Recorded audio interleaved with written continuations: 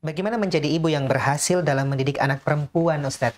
Menjadi anak yang soleha di tengah keterbatasan ekonomi, Ustadz. Kalau kita lihat dari sisi sejarahnya, kita mendapatkan banyak anak-anak yang hebat, anak-anak yang luar biasa dari sentuhan lembut dari ibu. Ibu, ya, ketika dia lahir dalam keadaan yatim atau ketika masih kecil, ya orang tuanya meninggal dunia. Dan yang mendidik pada saat itu hanya ibunya saja. Dan ternyata tidak menjadi sebab keterpurukan ya seorang wanita ketika dia berniat baik untuk mendidik anaknya, dia ditolong oleh Allah Subhanahu wa taala. Kita mendapatkan bagaimana Imam Al-Bukhari ya rahimahullahu taala itu berkat sentuhan ibunya ya sampai ketika dididik oleh ibunya.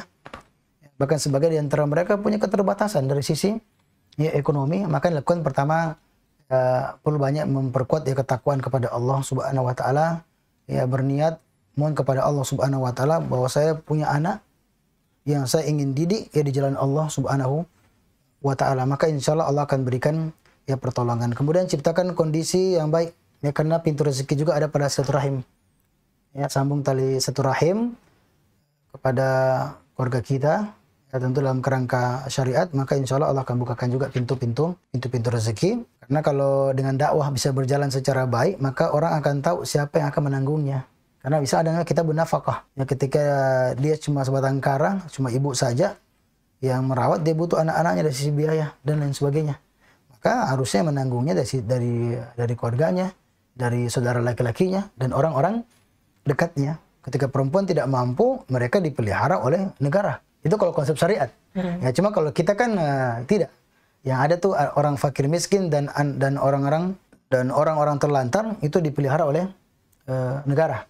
Tapi kalau dalam Islam, perempuan ketika dia tidak mampu lagi punya apa-apa, tidak punya nafkah, tidak ada yang berikan padanya nafkah, maka itu ditanggung oleh keluarganya. Kalau tidak bisa, maka yang menanggung menjaminnya adalah pihak negara, karena negara menjadi wali bagi orang yang saat itu tidak memiliki wali, menanggung anak yatimnya, menanggung ibunya dan lain sebagainya. Tapi kalau fakta mengatakan berat seperti itu, maka perbuat ketakwaan kepada Allah Subhanahu wa taala, ya perkuat kekuatan spiritual sisi Allah Subhanahu wa taala, banyak-banyak berdoa kepada Allah Subhanahu wa taala, ya sambung tali silaturahmi, yang mudah-mudahan lewat itu akan Allah Subhanahu wa taala akan memudahkan langkah-langkah kita, karena kapan niat kita tulus, maka insya Allah akan ditolong oleh Allah Subhanahu wa taala. Wallahu ta'ala bishawab.